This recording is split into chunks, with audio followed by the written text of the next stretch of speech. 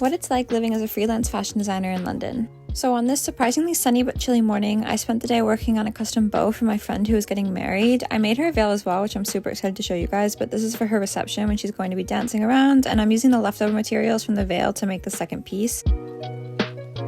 I bought a small hair comb, and then it's basically just a lot of careful hand sewing to make sure the layers all lay right, and once it was nearly finished, I had Chun model it for me so I could trim off the ends to the correct length and leave a mess all over my floor.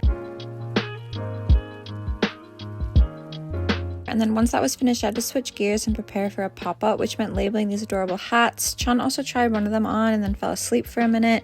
We got ourselves up and ready to head out, and I wore my new little XG keychain. Look how cute she is.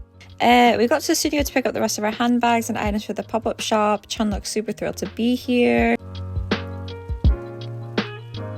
We carried everything back home, and then it was just a matter of final finishes like sewing labels and writing out hand tags and making sure every bag had stickers and all that.